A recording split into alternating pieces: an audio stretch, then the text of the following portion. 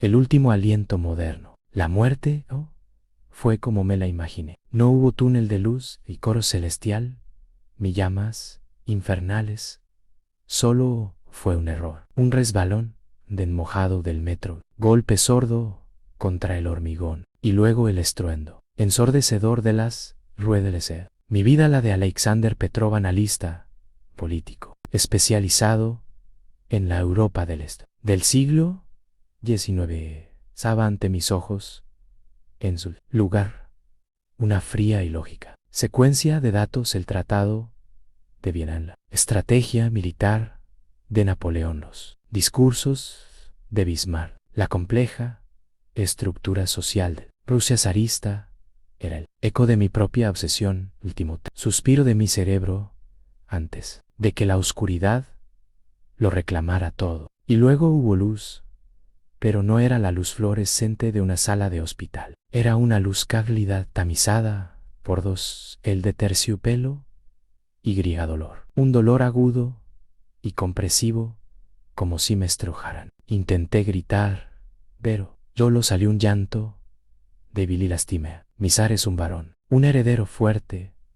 Oyó una voz femenina agitada pero jubilosa. Mis nuevos ojos borrosos y sin focar distinguieron formas doradas, pesadas cortinas y el rostro sudoroso pero radiante de una mujer de cabello oscuro que me miraba con una mezcla de agotamiento y amor infinito. Dámelo, Charlotte, una voz masculina, profunda y autoritaria del todo el alma. Fui transferido a unos brazos enormes envueltos en un uniforme militar de un blanco impoluto, un hombre con una mirada de hierro y unas patillas espesas me observó con una severidad que no dejaba espacio para la ternura. Era un rostro que solo había visto en libros de historia, en blanco y negro, pero ahora estaba aquí en vivo y en color. El zar Nicolás I de Rusia, Alexander Nikolayevich, declaró el hombre, y su voz resonó en la habitación como un edicto. Serás el futuro de Rusia. El shock fue tan profundo que dejé de Nicolás y Alexander Nikolayevich. 1825. Las piezas encajaron en mi mente con una claridad aterradora. No estaba en el más allá, estaba en el antes. Había renacido como el hijo del zar, hombre que según los libros de historia que había devorado, sería conocido como el zar, libertador por emancipar a los siervos, solo para morir destrozado por una bomba terrorista en 1881. La mente de Alexander Petrov, con todo su conocimiento, estaba atrapada en el cuerpo indefenso del gran príncipe Alexander Romanov. La paradoja era tan inmensa que resultaba cómica. Intenté formar una palabra, una pregunta, una maldición,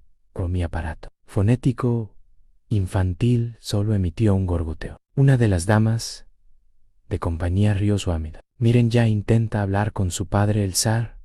¿Qué inteligencia tiene? Inteligencia, pensé con amarguras. Y supieras, si todos supieran. Mi nueva madre, la zarina Alexandra Fyodorovna, nacida princesa Charlotte de Prusia, me tomó el nuevo en sus brazos. Su calor era reconfortante, un ancla al mare magnum de mi confusión. O incluso en su abrazo sentí el peso abrumador de mi nuevo destino. Sabía que los decembritas se levantarían en unos meses. Sabía de la guerra de Crimea, de la emancipación que tendría que liderar, de la bomba que me esperaba en el canal de Kessley. Y en ese momento, mientras yacía en la cuna de seda, una resolución de acero nació dentro de mi frágil cuerpo. No sería un peón de la historia, seguiría el guión que ya había leído. Usaría todo lo que sabía todavía, inteligencia y mi conocimiento del futuro, para cambiar las cosas, para forjar una Rusia diferente. Una Rusia que no necesitara de sangre y bombas para evolucionar. Mi primera vida había terminado en un instante de voz absurdo. Mi segunda vida, la de un príncipe con la memoria de un siglo futuro, acababa de comenzar y no la desperdiciaría. La cuna de la memoria. Los primeros años fueron un ejercicio de tortuosa paciencia. Ser un adulto con una mente lúcida, encerrado en un cuerpo que no podía gatear mucho, menos caminar o hablar con claridad, era una pesadilla logística. Aprendí pronto que mi don debía ser dosificado, como un veneno fino, un balbuceo precoz era, edore bluna, disertación sobre las reformas necesarias para el sistade. Siervo se da una herejía a que me llevaría directo a un exorcismo. A los 6 meses ya articulaba palabras sueltas en ruso. A los 9 formaba frases simples. A los 2 años hablaba con una fluidez que daba boquiabiertos a mis tutores, mezclando sin querer un vocabulario era propio de un niño. Es la sangre romano, excusaba mi niñera, Matriona, versignándose. Dios les ha concedido una sabiduría divina. Mi padre Nico las me observaba con una curiosidad distante. Era un hombre de disciplina, orden y mi desarrollo, aunque impresionante, lo perturbaba. Prefería la compañía de mis hermanos, menes cuyas travesuras eran más acordes a su edad. Fue mi madre, Alexandra, quien se convirtió en el refugio, en la intimidad de sus aposentos, lejos de la rigidez cortesana, me permitía ser un poco más de quien él les o. Un día, con apenas 3 años, señalando un retrato de su tío Federico, Guillermo III de Prusia. Él tendrá problemas con los franceses, pronto dije, con la voz una aguda. Alexandra dejó su bordado, sus ojos azules se abrieron por la sorpresa. ¿Qué sabes tú de los franceses, Sasha? Me lo dijo el ángel. Improvisé rápidamente, recordando las supersticiones de la época. El ángel te cita por las noches. Esa excusa la de un ángel guardiano, una voz divina que me susurraba conocimientos. Se convirtió en mi herramienta más valiosa. Era una explicación suficientemente ambigua y milagrosa para hacer creíble una corte profundamente religiosa. A los 5 años, mi educación formal comenzó bajo la tutela de Besa Liseta Bukowski. El poeta, un hombre de arte liberal y corazón bondadoso, fue mi primer y más importante aliado. Bukowski no se conformaba con enseñarme a leer y escribir, me enseñaba a pensar. Alexander Nikolaevich me dijo un día, después de perder Tadexuria, poema del Rudovil, a veces pego en nerdoso requedano. Lo miré midiendo mi respuesta. Sus ojos eran inteligentes y amables, sin la dureza de mi padre. Quizás todos nacemos sabiendo algunas cosas de esa Andreyevich, Lolo las olvidamos. Yo no he olvidado. Él asintió, mentes, ina, partar su mirada. Fue un entendimiento tácito. A partir de entonces, nuestras lecciones se transformaron bajo su guía. Recordé solo poesía, sino geografía, matemáticas y mi favorita, historia. Hablábamos de las repúblicas romanas, de la Carta Magna inglesa, de la Revolución Francesa. Yo aportaba un análisis de causa y efecto que lo dejaba pasmado, un análisis forjado en los hornos de la historiografía moderna. Mi conocimiento de idiomas fue el que más revuelo causó a los 7 años. Hablaba ruso, francés, la lengua de la corte, alemán, la de mi madre con fluidez nativa. Un día, durante visita de un embajador británico, escuché quejarse a uno de sus ayudantes en un inglés perfecto sobre latos que de la arquitectura local. Me acerqué y con una sonrisa inocente le dije en un inglés impecable, con un leve acento de Oxford que había cultivado en mi vida pasada. Sin duda, señor, la catedral de San Isaac, cuando se complete, rivalizará con la de San Pablo. Aunque la piedra es más pesada que el mármol de Carrara, su grandeza será eterna. El ayudante alideció, el embajador se rió a carcajadas, encantado. Mi padre por primera vez me miró con algo que no escepticismo, sino un atisbo de orgullo genuino. Era un activo diplomático, un prodigio, pero con cada demostración, la sombra de mis conocimientos, más peligrosos, se hacía más larga. Sabía que en diciembre de 1825 un grupo de oficiales y nobles, los decembristas, se había levantado contra mi padre. La revuelta fue aplastada, consolidando el reinado autocrático de Nicolás. Ahora, el invierno de 1825 se acercaba. Tenía 4 años, un niño. ¿Cómo podía evitar una revuelta que ya estaba en marcha sin delatarme como algo sobrenatural? La respuesta llegó de la manera más inesperada, a través de un juguete. Mientras jugaba en el despacho de mi padre, con unos soldaditos de plomo, los dispúsenos en la formación clásica de ataque, sino en un círculo cerrado alrededor de la plaza del Senado, con figuras más pequeñas representando a la multitud bloqueando los accesos. Mi padre, que trabajaba en el escritorio, alzó la vista. ¿Qué estrategia esa, Sasha? No es una formación de batalla. No es una batalla, papá, dije, sin levantar la vista. Es un error. Los soldados están en el lugar equivocado. Deberían estar protegiendo los puentes y el palacio, no lados en el centro, esperando. Si la gente se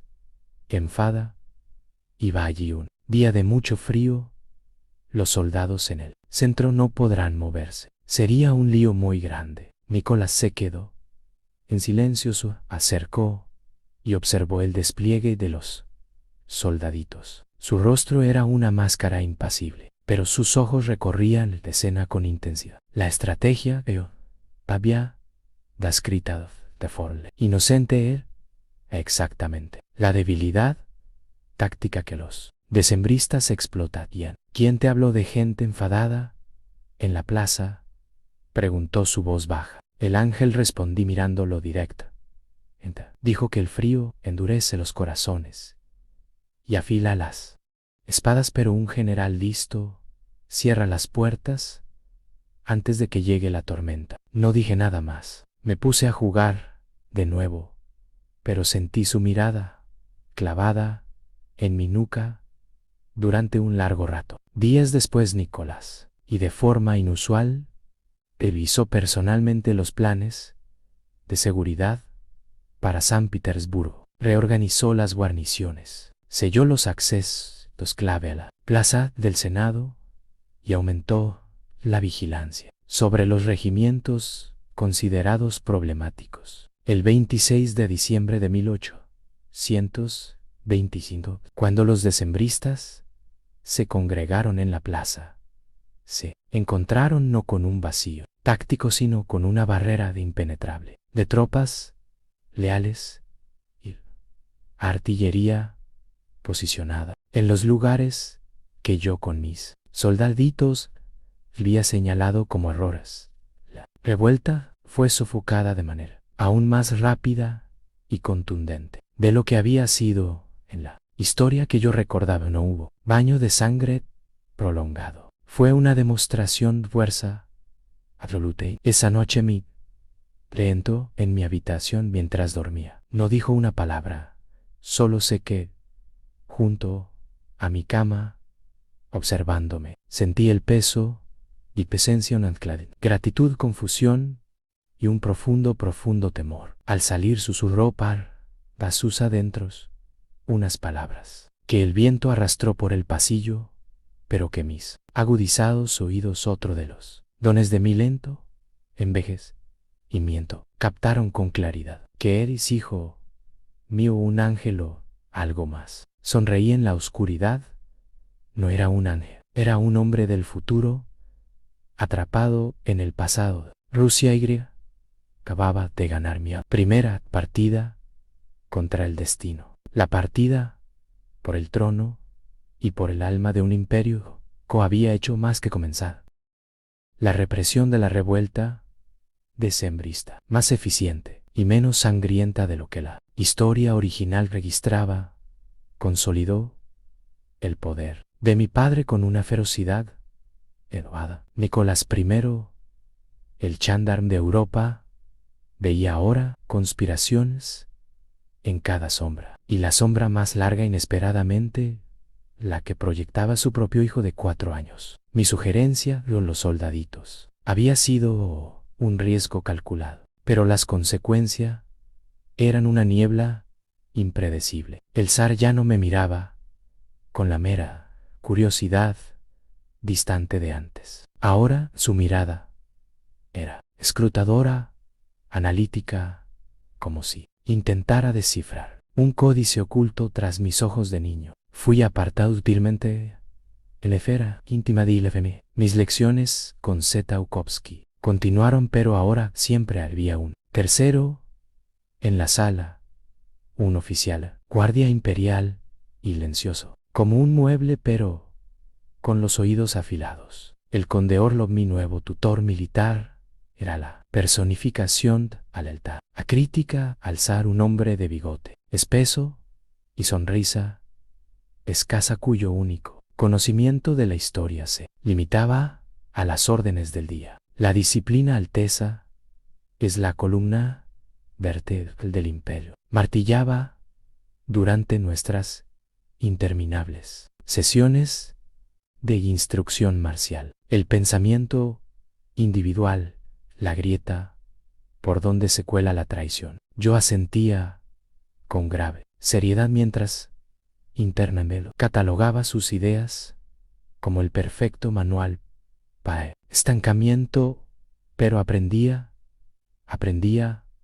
a ocultarme, a morder mi lengua cuando las reformistas puyan mi mente, a convertir mi vasto conocimiento en preguntas inocentes que guiaran a Zetaukowski hacia las conclusiones que yo deseaba, haciendo que él creyera que eran fruto de su propia sabiduría pedagógica. Vesali Andreyevich, le pregunté un día, mientras estudiábamos un mapa de los territorios del Cáucaso, si los pueblos de las montañas luchan porque se sienten oprimidos y ajenos a Petersburgo, día más inteligente les razas para ser rusos en lugar de solo balas para ser sometidos. Zetaukowski enmudeció, su mirada perdida en las escarpadas líneas del mapa. Esa es una pregunta que vale un imperio. Alex Andernico, la a fuerza forja asuntos. La justicia,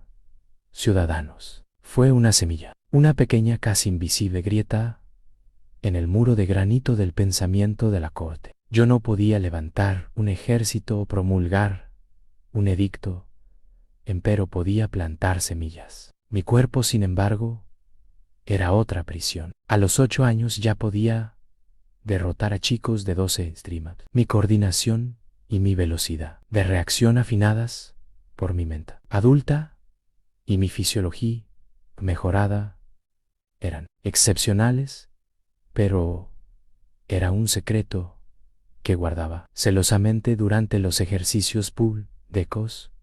Me aseguraba de tropezar, de dejar escapar el florete y jadear de forma exagerada.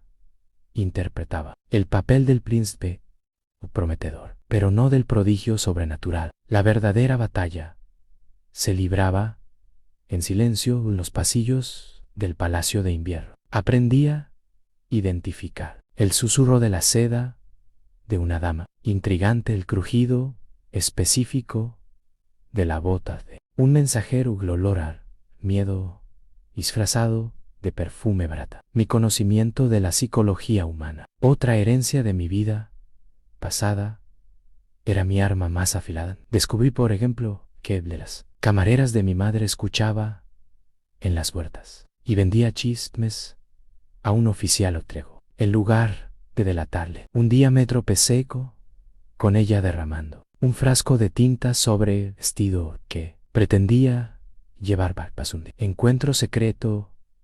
El retraso y la mancha hicieron que su contacto se enfriara. La mujer fue reemplazada por otra menos curiosa, sin que nadie supiera por qué. Eran victorias pequeñas, casi insignificantes, pero cada una era un hilo que yo reentrelazaba en el tapiz del destino. La gran prueba llegó con mi 10º cumpleaños. Una fastuosa celebración del Salón de San Jorge. La corte entera estaba allí, un mar de uniformes con decoraciones y vestidos enjollados. Mi padre, en un gesto que me hizo dreno de vidolo, acompañara a recibir a los embajadores extranjeros. Me presenté con mi uniforme de gala de pequeño gran duque impecable. Saludé en ruso, en francés, en alemán, y cuando llegó el turno del enviado británico, Lord Seymour, en un inglés fluido: Su Alteza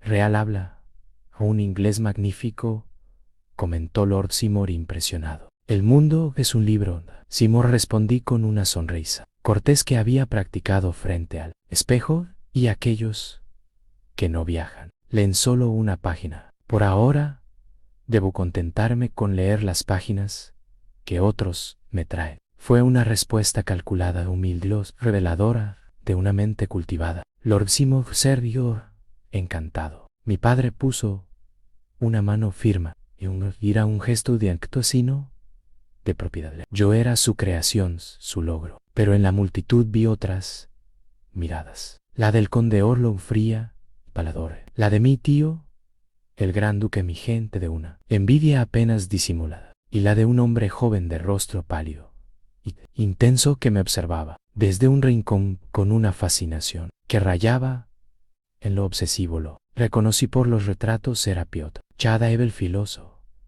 cuyas cartas filosóficas criticarían ferozmente el atraso de Rusia. Un hombre cuya alma ya estaba minada por la duda. Más tarde, durante el baile, se me acercó, olía a vino y ideas peligrosas. Alteza, murmuró, haciendo una reverencia, oído que es de un joven de ideas y suave. Me puse en guardia para una trampa. Una palabra de más y mi reputación de niño prodigio me convertiría en hereje potencial. Mis ideas, señor Chadaevlas, que mi padre el zar y mis tutores consideran apropiadas para el futuro de Rusia. Respondí con una frialdad que no era propia de un niño. Él sonrió, una mueca amarga el futuro, un interesante. Dicen que se llega más rápido a caballo que con la carreta de la tradición. Un caballo desbocado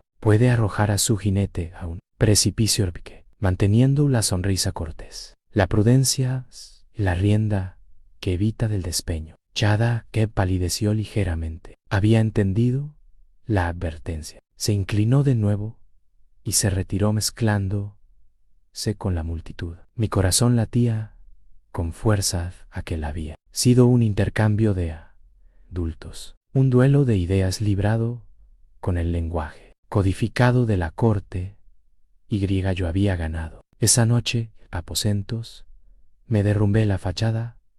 Era agotador. Tenía la mente de un hombre de 30 y tantos años, las emociones embotadas por una vida pasada, pero el cuerpo y las hormonas de un niño. 10 a veces, la frustración, un nudo en la garganta, anhelaba una conversación igualitaria, confesar la verdad a alguien. Zetaukovsky, un aliado, pero no podía cargarlo con un secreto tan monstruoso. Miré por la ventana hacia Neva, congelado. Allí fue la historia se desarrollaba según un guión que solo yo conocía. La guerra de Crimea, la emancipación de los siervos, la industrialización, la revolución. Todo eso estaba por venir. Yo había cambiado un pequeño evento, pero la inercia del imperio era calaza. Mi don era solo una bendición bajo una carga solitaria. Cada palabra, cada acción estaba medida. Era un arquitecto que debía construir una nueva Rusia, ladrillo a ladrillo, desde los cimientos de la niñez, rodeados de quienes, si supieran la verdad, me considerarían un demonio, un damenta. Pero en la quietud de la noche, una chispa de determinación vivaban. Había evitado una revuelta. Había ganado una partida de palabras con un filósofo. Era en pequeños pasos. Camino era largo y yo tenía todo el tiempo del mundo. Una vida excepcionalmente larga para llevar a cabo una misión imposible. El príncipe de la memoria eterna había sobrevivido a su primera década. La siguiente, que prometía ser aún más peligrosa. El eco del cañón. Los años de adolescencia son un purgatorio para cualquier joven. Para mí fueron una jaula de terciopelo. Dentro de otra jaula de acero mi cuerpo, aunque más fuerte, resistente que el de cualquier otro chico de mi edad, se negaba a mostrar los signos de la puerta. Con la misma urgencia desgarbada. A los 15, decía de 2, mi voz se mantenía estable de los quiebres traicioneros y mi estira, aunque aumentaba lo hacía, con una lentitud deliberada que alimentaba los rumores y joven de villas de una complexión delicada, susurraban algunos. Es la sangre divina, empreservada, murmuraban otros. Zetaukovsky, mi faro, en la niebla, comenzaba a envejecer. Las arrugas alrededor de sus ojos se profundizaban, y su tos en las gélidas mañanas de Petersburgo sonaba más grave. Nuestras lecciones se habían transformado en diálogos entre gritos. Bajo su tutela, descubría a Adam Smith y Mil. Él, con lágrimas en los ojos, me hablaba de los ideales de la Ilustración, de la dignidad del hombre. La autocracia, Alexander Nikolayevich, es como un roble majestuoso, me dijo una tarde, contemplando los jardines del palacio, o incluso el roble más fuerte y da nutrirse por dentro, sino de que la luz llegue a sus raíces. Yo asentía sabiendo que esas raíces podridas eran el sistema de siervos, la corrupción rampante y el estancamiento tecnológico. Mi conocimiento del futuro era un peso insoportable. Sabía que en 1853, dentro de pocos años, estallaría la guerra de Crimea, una guerra desastrosa que mostraría al mundo la debilidad del coloso ruso. Morirían cientos de miles por pura incompetencia logística y tecnológica. Mi padre Nico se aferraba a su dogma con la fuerza de la desesperación. Cada sugerencia velada, cada pregunta inocente sobre la modernización del ejército o la mejora de la industria, recibida con un muro de escepticismo. El ejército ruso no necesita de esos artilugios de humo y por gruñía. Nuestra fe y nuestra bayoneta son invencibles. Intenté un enfoque diferente. Aproveché mi interés y es otro de mis dones angelicales para pasar tiempo en la Academia de Ciencias allí. Rodeado de polvos y planos, me hice amigo de un joven ingeniero de mente brillante, Mikhail Osipovich. Juntos en un lenguaje codificado de fórmulas y diseños, ideamos mejoras para el fusil de avancarga estándar. Sugiriendo un mecanismo de retrocarga más eficiente, diseñamos bosquejos de barcos de vapor blindados con hierro, conceptos que en mi época anterior eran de manual. Presenté estos diseños a mi padre como juegos de estrategia, maquetas para un tablero de guerra. Él los observó con desdén. Juguetes, Sasha, la verdadera guerra se gana con corazón, no con hierro. La frustración, un veneno que corría por mis venas, como luchar contra la fe ciega en un destino ya escrito. La respuesta llegó con el eco del primer cañón. En 1853 Rusia se enredó en el conflicto con el Imperio Otomano y pronto Francia e Inglaterra se unieron. La guerra de Crimea había comenzado, mientras el país se llenaba de himnos patrióticos y la corte hablaba de una victoria rápida. Yo sentía el frío presentimiento de la derrota. Sabía del asedio de Sebastopol, del inútil de la carga de la brigada ligera de los soldados,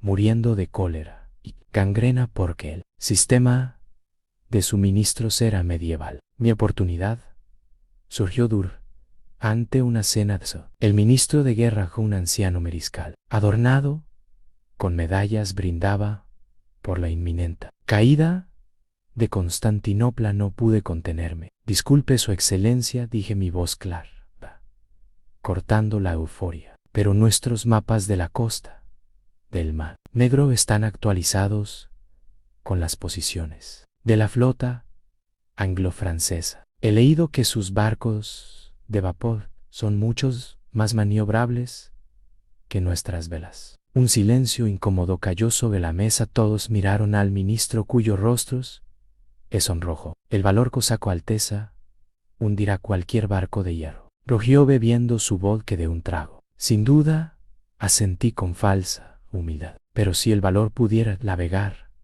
no necesitaríamos barcos. Quizás sería prudente asegurarnos de que nuestros valientes hombres tengan los mejores barcos para acompañar su coraje. Fue un insulto elegante en temblor. Mi padre me lanzó una mirada que podría haber helado el alma de cualquiera. Pero en los ojos de algunos oficiales más jóvenes vi un destello de acuerdo. Eran la nueva generación hambrienta de cambio. La guerra se desarrolló como yo temía. Las noticias de Sebastopol desastrosas. El orgullo nacional les quebrajaba. Mi padre, el zar de hierro, comenzó a mostrar grietas. La amargura y la enfermedad se apoderaron de él. En los últimos días de su vida, me llamó a su lecho de muerte. El aire olía a medicina y a derrota. Su rostro antes, impasible, estaba demacrado. Sasha susurró su mano sorprendentemente frágil agarrando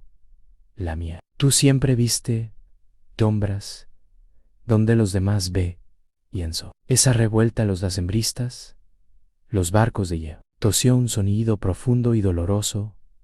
Era tu ángel en las tunas. Lo miré, era mi padre. El hombre que me había dado esta vida, esta plataforma y. En ese momento, no oír el autócrata sino un hombre de su imperio desmoronarse. Era yo, padre, confesé en un susurro, rompiendo por primera vez mi propia regla. Yo veo lo que otros no pueden. Sus ojos febriles me observaron con una intensidad aterradora. No había miedo sino una aceptación lúcida y tardía. Entonces salva a los Sasha, salva a Rusia, con mi fuerza, sino con tu visa. Fueron sus últimas palabras a mí. Nicolás I, el gendarme de Europa, murió, creyendo al menos, esperando que su hijo no la un monstruo, sino la única esperanza para su amado imperio. En 1855, a la edad de 20 años,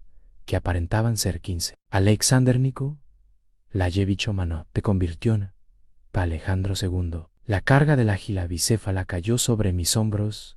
La guerra aún rugía. El país sangraba. Y yo por fin tenía el poder para actuar, pero el poder, como bien sabía, es la sustancia más peligrosa del universo. Cada movimiento sería observado, cada reforma combatida. Mi coronación no fue una celebración, sino una toma de posesión, un campo de batalla. El primer acto del zar libertador no sería de liberación, sino de supervivencia. Tenía que terminar esa guerra desastrosa y comenzar la verdadera batalla de sacar a la Rusia de las tinieblas y guiarla. Yo, el fantasma del futuro, hacía una esa que solo yo podía vislumbrar. La partida había terminado. La guerra real por el alma de Rusia acababa de comenzar. El zar que susurraba a los fantasmas. La corona pesaba más de lo que imaginé. No era el oro ni las gemas, sino el 1,5 millones de kilómetros cuadrados de miseria, tradición y expectativas que ahora descansaban sobre mis sienes. Mi primera orden como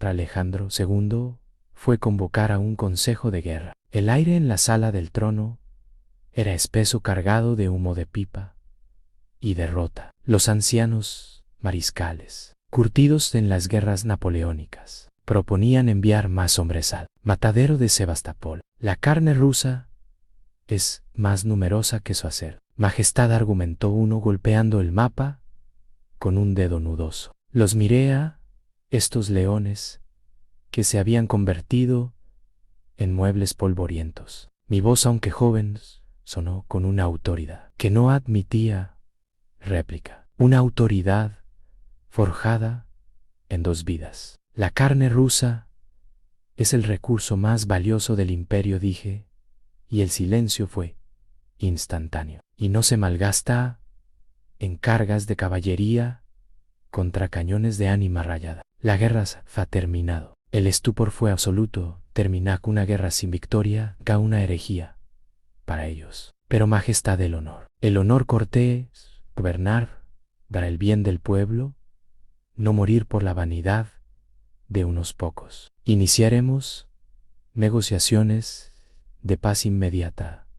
Fue mi primer edicto, un terremoto. El joven zar, el niño, te dijo ostrabas y garras. Sabía que el Tratado de París sería humillante, la una medicina necesaria. La derrota en el único catalizador lo suficientemente fuerte como para justificar los cambios radicales que necesitaba implantar. Mientras mis diplomáticos viajaban, yo comencé mi verdadera guerra, no en los campos de batalla, sino en los despachos y en las mentes. Creé comisiones secretas, comités de modernización, compuestos por los jóvenes oficiales y técnicos, cuyas miradas había visto brillar durante la cena años atrás. Miquel, mi ingeniero, amigo, ahora tenía un taller financiado por la corona. Nuestros juguetes, diseños de fusiles, de retrocarga y barcos blindados dejaron de ser maquetas para convertirse prototipos. Pero mi obra maestra fue la emancipación. El sistema de siervos era el cáncer que recomía a Rusia. Lo sabía por la historia y lo veía en los ojos vacíos de los campesinos que se inclinaban ante mi carruaje. Abolirlo de golpe provocaría el caos, no hacerlo la revolución. Pasemes es un joven zar de 20 y pocos años, reuniéndome en secreto con terratenientes liberales, con burócratas ilustrados, como mi hermano menor el gran duque Constantino, y con el propio Steta Ukovsky ya enfermo. Pero con la mente lúcida usé todo mi conocimiento de economía, sociología disfrazado de estudios extranjeros y análisis históricos para diseñar el manifiesto. Los nobles conservadores se alzaron como una jauría. Está destruyendo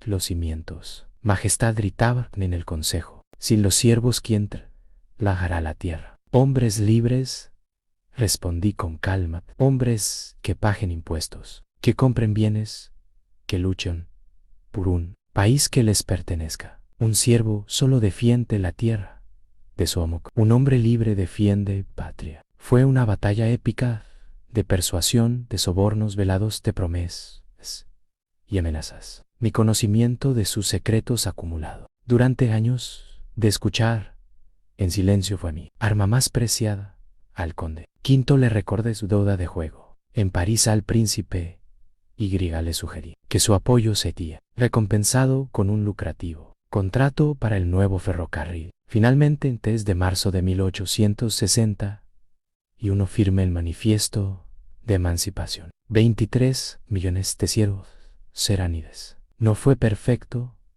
Los campesinos tuvieron que pagar por las tierras que trabajaban y las tensiones persistieron, pero fue el primer y más grande golpe contra el antiguo régimen. El zar libertador no era solo un título heredado de la historia, la había ganado. Las reformas se sucedieron como un torrente: reforma judicial para crear un sistema más justo, reforma militar para profesionalizar el ejército, reforma educativa para expandir la instrucción pública. Rusia comenzaba a despertar de su letargo, pero cada acción tiene su reacción. La velocidad de los cambios aterrorizó a los reaccionarios y decepcionó a los radicales que querían una revolución, no una evolución dirigida desde el trono. Una tarde, regresando del teatro, en mi carruaje una figura emergió de la oscuridad. El estruendo ensordecedor de un disparo.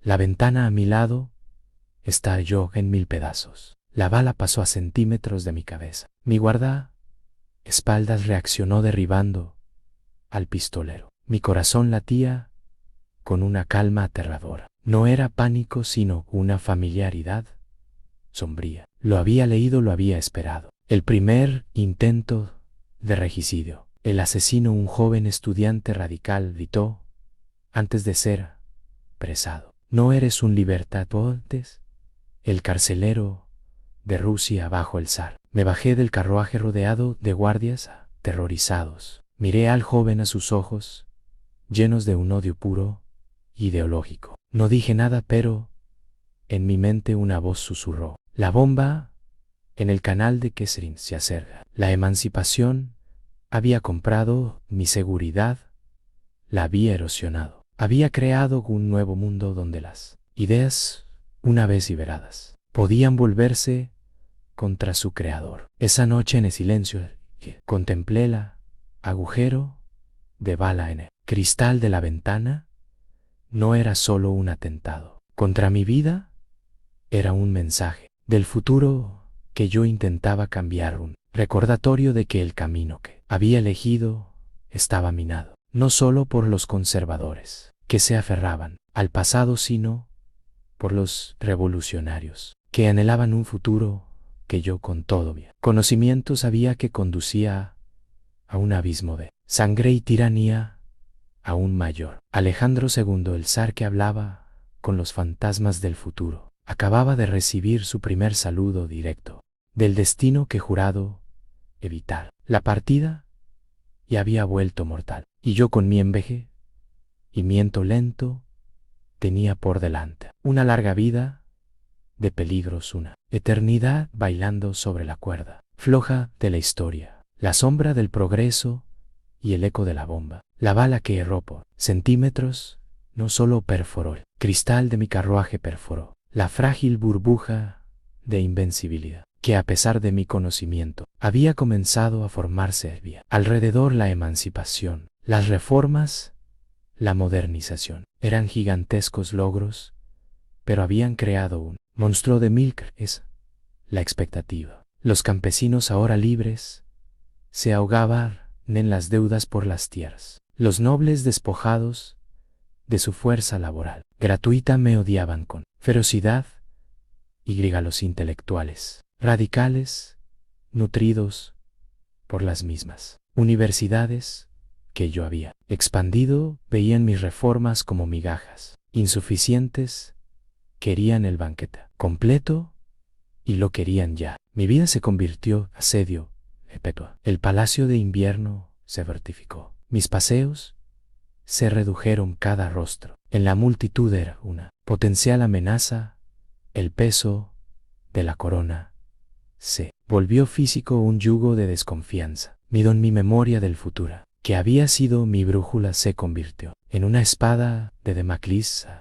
Había con certeza aterradora que los intentos de asesinato no cesarían, que uno eventualmente tendría éxito, a menos que lo cambiara todo. Fue en este caldo de cultivo de perenne determinación donde conocía que Terine Katia Orlova no era con una noble de la corte, sino la hija de uno de mis ingenieros más brillantes, un hombre que trabajaba en los nuevos diseños de ferrocarriles. La conocí durante una visita de inspección a los talleres, mientras los cortes de cubrían la nariz con pañuelos perfumados. Ella, con el rostro manchado de grasa y los ojos brillantes como el acero pulido, explicaba con pasión un nuevo diseño de válvula para una locomotora. Sus ojos no mostraron el miedo reverenciano, la ambición calculadora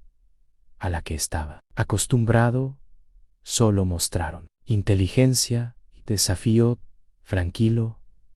Hablamos de termodinámica, de la resistencia, de materiales, futuro de la industria. Por primera vez en décadas, hablé con alguien sin calcular cada palabra, sin ocultar mi conocimiento. Ella no se sorprendió. Lo devolvió, era con una mente a la par de la mía, anclada en el presente, no lesionada con el pasado o el futuro. Katia se convirtió en mi refugio secreto mi única verdad, en un mundo de mentiras cortesanas. En sus ojos no era el zar libertador, ni el fantasma del futuro, solo la Sasha. Ella era mi ancla a la humanidad que lentamente estaba perdiendo. Pero incluso ese consuelo estaba teñido por la sombra de lo porvenir. Una noche mientras revisaba informes de la Ojran, mi policía secreta, un nombre me lo la sangre. Narodnaya Volya, la voluntad del pueblo. El grupo que él, historia que recordaba, lograría mi asesinato. El informe detallaba sus planes, su fanatismo. Estaban aquí ahora, en mi presente. La confrontación final se acercaba. Ya no era una nebulosa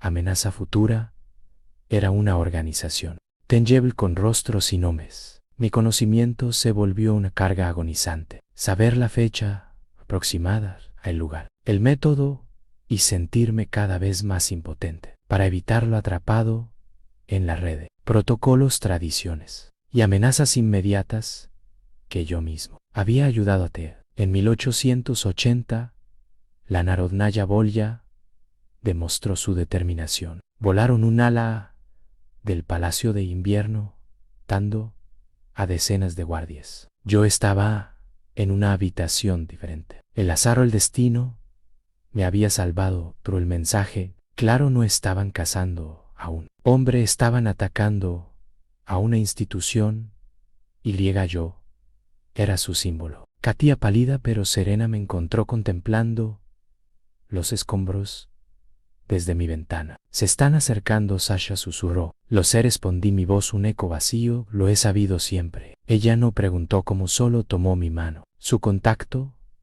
era cálido, real, un recordatorio de lo que estaba en juego. No solo un imperio, sino una vida, mi vida, esta vez. Los meses siguientes fueron una danza macabra. Mis guardias, dirigidos por un joven y competente coronel, intentaban seguir el rastro de la Narodnaya Volya. Yo, con mi conocimiento, dirigía sus esfuerzos con pistas veladas. Refuercen la seguridad en el canal. Que Srin revisen a cualquier hombre que se haga pasar por vendedor de quesos. Pero cada prevención exitosa parecía empujarlos a ser más más desesperados. La fecha se acercaba, marzo de 1880, y ahora sentía el peso de los días como ladrillos sobre mi pecho. Sabía que debía cancelar mi paseo programado por el canal de Kesrin, pero también sabía que esconderme sería una victoria para ellos. Sería admitir que el miedo gobernaba al zar. ¿De qué servía cambiar las historias?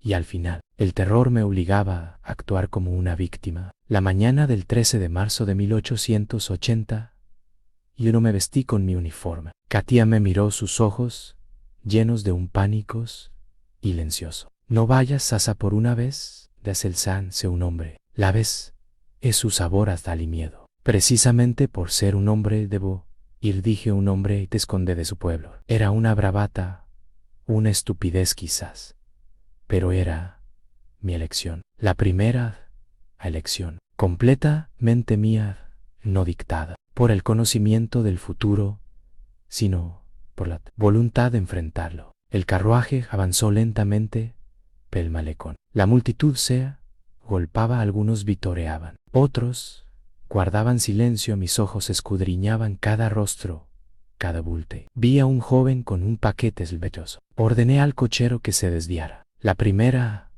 bomba estalló detrás de nosotros, dañando el carruaje, hiriendo a guardias cosacos. El instinto me gritaba: corre, escapa. La historia decía que aquí, al bajarme, inspeccionar los daños, me acercaría al segundo bombardeo, el mortal. Pero me bajé. Caminé hacia el joven bombardeo. Ahora, apresado, no era valentía, era la necesidad de ver de cerca al hombre que, otra vida, había terminado la mía. Sus ojos me mirar, no con odio, sino con una triunfante y vacía fanaticidad. Tonto, murmuró, ¿crees que con tu muerte cambiará algo? Todo respondí en un susurro o nada. En ese momento supe dónde estaría el segundo bombardeo.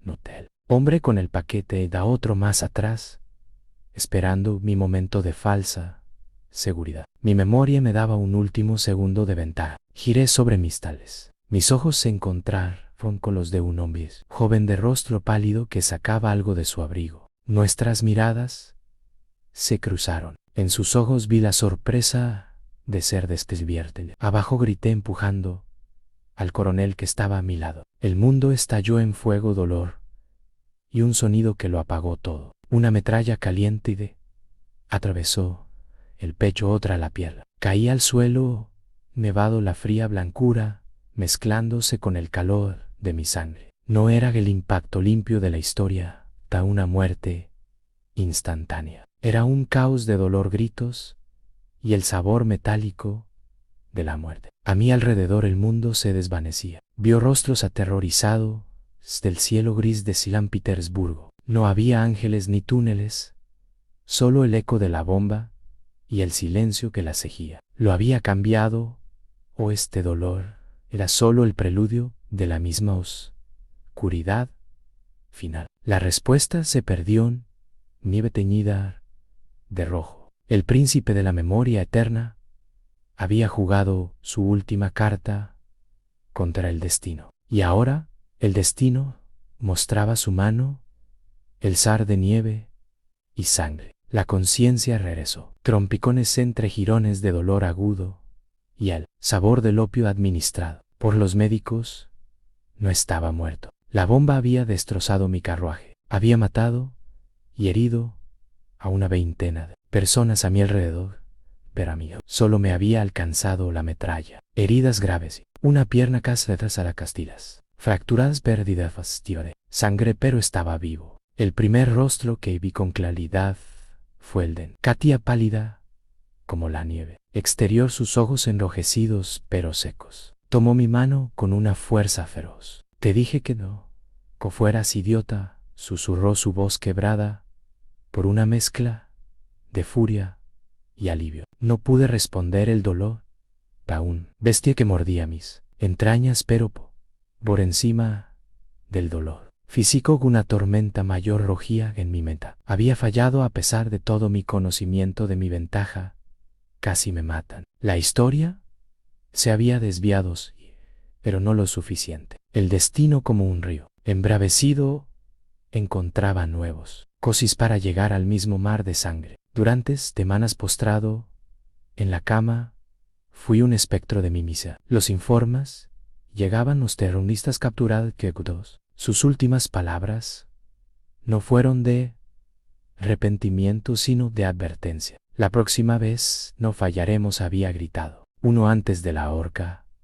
No era el fin, era el prólogo. El miedo es un imitado que había mantenido a raya con intelecto y arrogancia. Se insta lo en mi alma, ya no era la abstracta preocupación de un futuro lejano, era el sabor a pólvora en el aire, el crujido de una rama en la noche, era sombra en un rostro desconocido. Cada visita, cada edicto estaba tenido de ese temor visceral. El gran Alejandro II, el libertador, se había convertido en un hombre que saltaba ante el portazo de un sirviente. Una tarde, mirando desde mi ventana, como la nieve nueva cubría las manchas oscuras donde había caído mi sangre, una fría resolución mayor. Una tarde, mirando desde mi ventana, como la nieve nueva cubría las manchas oscuras donde había caído mi sangre, de una fría resolución nació dentro de mi idealista, que creía poder guiar a Rusia con razón. Ilustración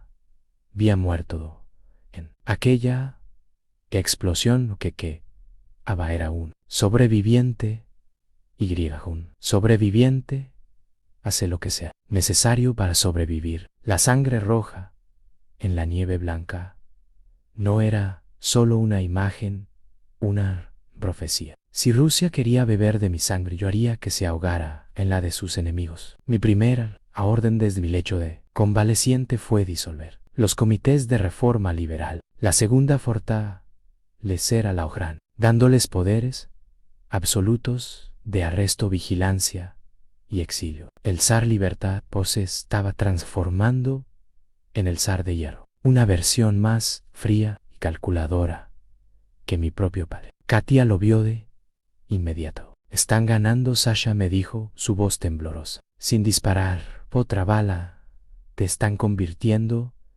en lo que más temen en él. ¿En quién?, pregunté, aunque sabía la respuesta. En tu padre, en un tirano. ¿No es tiranía?, repliqué, mi voz un eco frío del hombre que fui. Es cirugía, su corta la gangrena para salvar el cuerpo. Y si el cuerpo muere, mesa de operaciones. Susurró ella antes de salir de la habitación, dejando un vacío que el opio no podía llenar. Ignoré sus palabras, o más bien las enterraba, una montaña de lógica fría. Usé mi conocimiento no para prever oportunidades de progreso, sino para identificar y eliminar amenazas. Sabía que intelectuales se radicalizarían, que círculos estudiantiles germinarían la siguiente generación de terroristas. Los perseguí con una eficiencia aterradora. Las cárceles se llenaron, los trenes hacia Siberia partían con regularidad hacia la corte que había susurrado sobre mi debilidad durante mi convalecencia. Enmudeció el hombre que salía de aquella habitación, él mismo. Mis ojos, antes llanos de la luz del sol, ahora solo reflejaba me lleno del invierno ruso y la envejecimiento lento que antes parecía divino. Ahora inspiraba un temor supersticioso. El zar no muere, solo se endurece, que murmuraban. La sangre efectivamente corría, pero no era solo la de los terroristas. Era la de cualquier voz disonante. Había cruzado un Rubicón interior. La mentalidad del reformador ilustrado había sido reemplazada por la del autócrata despiadado. Creía con la fría certeza de quien ha visto el abismo que era a la única manera la libertad que ofrecí no fue apreciada. Sería reemplazada por el orden, un orden férreo impuesto por la voluntad de un hombre que le temía a la muerte, porque había vivido con su aliento en el cuello y había decidido que si caía, arrastraría a todos sus enemigos con él. La nieve de San Petersburgo seguía cayendo blanca e implacable, cubriendo las suciedades de la ciudad, pero yo ya no veía su pureza, solo veía el perfecto lienzo blanco sobre el que se podía pintar con trazos gruesos y rojos el nuevo y terrible diseño de mi reinado. El príncipe de la memoria eterna había muerto. Larga vida al zar de nieve y sangre.